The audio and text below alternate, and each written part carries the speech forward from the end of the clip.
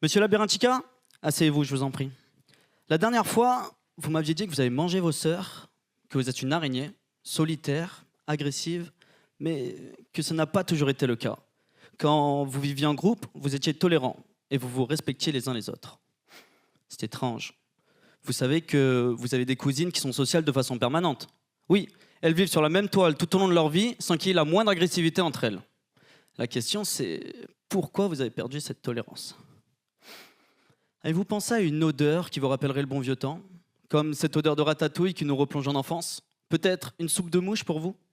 Je vous dis ça parce qu'il se pourrait que cette odeur soit responsable de votre tolérance. Et comme vous êtes isolé, vous n'y avez plus accès et vous êtes devenu insensible. Ce que je vous propose de faire, c'est d'étudier votre parfum. Comment? En utilisant une chromatographie en phase gazeuse couplée à une spectrométrie de masse. Dit comme ça paraît compliqué, mais vous allez voir, c'est plutôt simple. Tout d'abord, nous allons vous placer dans un cylindre en verre. Ensuite, une aiguille, située au plafond, rassurez-vous, va pouvoir capter les molécules volatiles que vous produisez.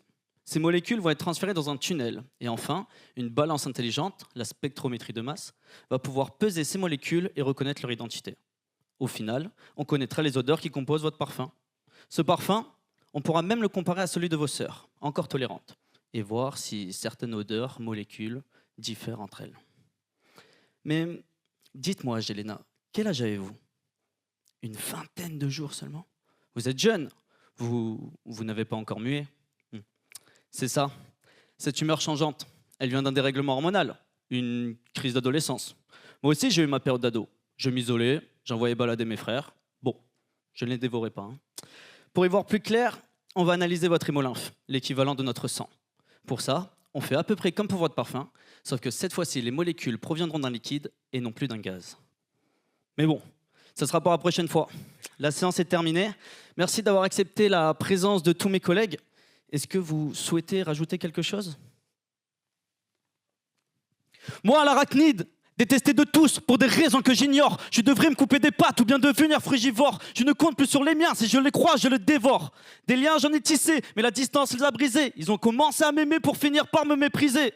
Que ce soit une sœur ou une proie, pour moi, la limite est étroite. Dans mes yeux, se sont éteintes les étoiles. Je ne jure que par la cible qui fera vibrer toute ma toile.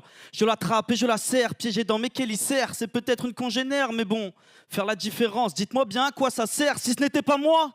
Elle aurait fait à ma place être la proie, ou le prédateur qui la chasse, est-ce bien un choix? Ou la nature qui fait surface sur la route de la soie, je fais du surplace. Ainsi, toutes mes relations m'ont traumatisé. Mais depuis que la violence s'est banalisée, même les tolérantes finissent par se cannibaliser.